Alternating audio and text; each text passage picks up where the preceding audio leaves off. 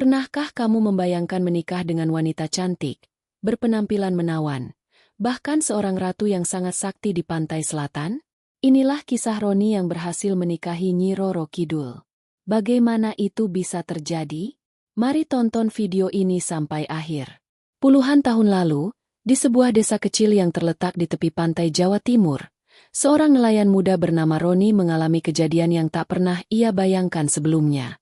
Malam itu, langit yang awalnya cerah tiba-tiba berubah menjadi gelap gulita. Ombak bergulung-gulung dengan ganas, menandakan badai besar akan segera datang. Sebagai seorang nelayan, Roni sudah terbiasa menghadapi berbagai situasi berbahaya di laut, tetapi kali ini berbeda. Badai itu begitu dahsyat hingga menghancurkan perahunya dalam sekejap. Tubuhnya terhempas ke laut, diseret oleh arus kuat yang seakan ingin menelannya ke dasar samudera. Saat tersadar, Roni mendapati dirinya terbaring di atas pasir lembut yang hangat. Ia terkejut karena di sekelilingnya terlihat pantai yang sangat asing. Pasirnya putih bersih, dan ombaknya tenang, seolah badai besar tadi hanya ilusi. Di tengah kebingungannya, ia melihat sosok perempuan cantik berdiri tak jauh darinya. Perempuan itu mengenakan kebaya hijau, berbalut kain sutra yang melambai lembut tertiup angin. Tatapan matanya lembut namun penuh wibawa, membuat Roni merasa terpesona sekaligus takut. "Kamu aman sekarang?" ujar perempuan itu dengan suara yang menenangkan. Roni tidak tahu siapa perempuan itu, tetapi ada sesuatu yang berbeda darinya. Ia merawat Roni dengan penuh perhatian, membersihkan luka-lukanya, dan memberinya makanan. Dalam proses pemulihan itu, mereka sering berbicara, dan perlahan-lahan Roni mulai mengetahui bahwa perempuan itu adalah Nyi Roro Kidul, sosok yang selama ini hanya ia dengar dalam cerita rakyat. Awalnya Roni sulit percaya, tetapi semua yang ia lihat dan rasakan, pantai misterius ini, keajaiban penyelamatannya, membuatnya sadar bahwa ia sedang berada dalam dunia yang berbeda dari sebelumnya. Hari demi hari berlalu, dan selama tinggal di pantai tersebut, Roni mulai merasa nyaman dengan kehadiran Nyi Roro Kidul. Ia tidak hanya melihatnya sebagai penyelamat, tetapi juga sebagai seseorang yang mengerti dirinya dengan cara yang tidak pernah ia alami sebelumnya. Nyi Roro Kidul memperlihatkan sisi manusiawinya, membuat Roni lupa bahwa ia sedang berada di hadapan penguasa dunia gaib. Percakapan mereka semakin dalam, penuh dengan cerita tentang lautan, kehidupan, dan makna keberadaan manusia. Roni mulai merasa terhubung dengan perempuan ini, bahkan lebih dalam daripada yang ia rasakan terhadap siapapun sebelumnya. Pada suatu malam, di bawah sinar bulan yang terang benderang, Nyi Roro Kidul akhirnya mengutarakan sesuatu yang mengejutkan hati Roni. "Aku menginginkanmu menjadi pendampingku," katanya dengan suara lembut tetapi tegas. Roni terdiam.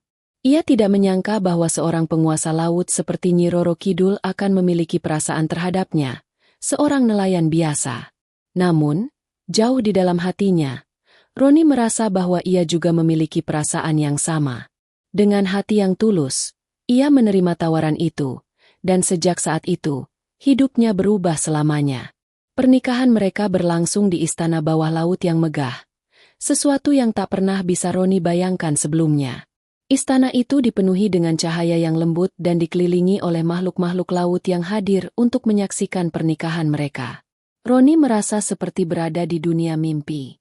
Seluruh prosesi berjalan dengan hikmat, dan ia merasa bahwa ia telah menjadi bagian dari sesuatu yang jauh lebih besar daripada dirinya sendiri. Cinta yang mereka miliki bukanlah cinta biasa. Itu adalah cinta yang melampaui batas dunia manusia dan dunia gaib. Setelah menikah, Roni mulai menjalani kehidupan barunya di bawah laut bersama Nyi Roro Kidul. Ia diajarkan banyak hal tentang rahasia lautan, kebijaksanaan alam, dan kekuatan mistis yang selama ini tidak pernah ia pahami. Nyi Roro Kidul tidak hanya menjadi pasangan hidupnya, tetapi juga menjadi guru yang membimbingnya untuk memahami hubungan antara manusia dan alam semesta. Roni merasa bahwa ia telah menemukan tujuan baru dalam hidupnya. Sebagai bentuk cinta dan penghormatan, Nyi Roro Kidul memberikan Roni sebuah anugerah yang luar biasa, ilmu gaib. Dengan ilmu ini, Roni mampu memahami bahasa alam dan menggunakannya untuk melindungi diri serta orang-orang yang membutuhkan. Ia tidak hanya menjadi lebih kuat secara fisik, tetapi juga lebih bijaksana dalam memahami makna kehidupan. Ilmu itu tidak diberikan dengan mudah.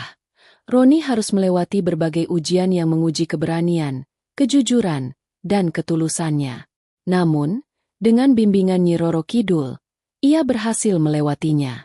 Kebahagiaan mereka semakin lengkap ketika Nyi Roro Kidul melahirkan seorang anak laki-laki. Anak itu diberi nama Arka, dan ia membawa darah manusia serta makhluk gaib dalam dirinya. Arka memiliki aura yang luar biasa, dan sejak lahir, ia menunjukkan tanda-tanda bahwa ia adalah anak yang istimewa. Roni merasa sangat bangga dan bahagia memiliki keluarga kecil ini. Ia merasa bahwa semua penderitaan yang ia alami di masa lalu telah terbayar dengan kebahagiaan yang sekarang ia miliki. Namun, meski bahagia, Roni tidak bisa sepenuhnya melupakan keluarganya di daratan. Ia merasa rindu untuk kembali, meskipun hanya untuk sementara waktu. Ia ingin melihat kembali desa tempat ia dibesarkan dan memastikan bahwa keluarganya baik-baik saja. Keinginan ini disampaikan kepada Nyi Roro Kidul, dan meskipun berat hati, sang ratu mengizinkannya dengan satu syarat. Roni tidak boleh mengungkapkan asal-usulnya atau kehidupan mereka kepada siapapun di daratan. Roni akhirnya memutuskan untuk kembali ke daratan. Dengan hati yang berat, ia meninggalkan Nyi Roro Kidul dan anak mereka, Arka. Perjalanan kembali ke daratan tidak mudah. Ia harus melewati berbagai rintangan di tengah lautan. Namun ia merasa seolah ada kekuatan tak terlihat yang membimbingnya. Ketika ia tiba di desa kelahirannya, suasana terasa sangat berbeda. Warga desa, yang mengira ia sudah meninggal akibat badai bertahun-tahun lalu, terkejut melihatnya kembali. Mereka berlarian menyambutnya. Beberapa bahkan menangis karena tidak percaya. Roni hanya tersenyum, mencoba menenangkan mereka. Meskipun dalam hatinya ia merasa kosong karena meninggalkan keluarganya di lautan. Seiring waktu, kehadiran Roni di desa mulai menjadi perhatian. Orang-orang menyadari bahwa ia bukanlah Roni yang dulu. Ada sesuatu yang berbeda darinya. Tubuhnya tampak lebih kuat, gerak-geriknya penuh percaya diri, dan yang paling mencolok, ia seperti memiliki kemampuan untuk memahami alam. Ia tahu kapan badai akan datang, kapan ikan akan melimpah, dan bahkan mampu menghentikan konflik antar warga hanya dengan kata-kata bijaknya. Warga mulai menyebutnya sebagai orang sakti, dan menghormatinya sebagai sosok yang luar biasa. Namun, perubahan itu tidak hanya membawa kebaikan. Beberapa orang merasa iri dan curiga terhadap Roni. Mereka mulai mempertanyakan dari mana ia mendapatkan semua kemampuan itu. Rumor mulai beredar bahwa Roni telah melakukan perjanjian dengan makhluk gaib untuk mendapatkan kekuatannya. Meski begitu, Roni tetap tenang. Ia tahu bahwa apa yang ia miliki adalah anugerah dari Nyi Roro Kidul, dan ia bertekad menggunakan kekuatan itu untuk melindungi desanya, bukan untuk kepentingan pribadi. Ketika badai besar kembali mengancam desa, Roni menunjukkan kehebatannya. Dengan ketenangan yang luar biasa, ia memimpin warga untuk menghadapi bencana. Ia memerintahkan mereka untuk memperkuat rumah, memindahkan perahu ke tempat yang lebih aman, dan berdoa bersama. Ajaibnya, badai yang seharusnya menghancurkan desa itu tiba-tiba mereda. Warga percaya bahwa Roni adalah penyelamat mereka, dan rasa hormat terhadapnya semakin besar. Di balik semua itu, Roni menyimpan kerinduan yang mendalam kepada Nyi Roro Kidul dan Arka. Setiap malam, ia bermimpi tentang istana bawah laut dan keluarganya. Dalam mimpinya, ia melihat Arka tumbuh menjadi anak yang luar biasa, penuh keajaiban dan potensi. Ia sering bertanya-tanya apakah keputusannya untuk kembali ke daratan adalah keputusan yang benar. Namun, ia selalu meyakinkan dirinya bahwa ia harus melindungi desa ini, sebagaimana ia berjanji kepada Nyi Roro Kidul. Suatu malam, Roni mendapat pesan dari laut. Dalam mimpinya, ia melihat Nyi Roro Kidul berdiri di tepi pantai, memanggilnya untuk kembali. Wajahnya tampak sedih, tetapi ada kekuatan dalam tatapannya. Roni terbangun dengan perasaan campur aduk.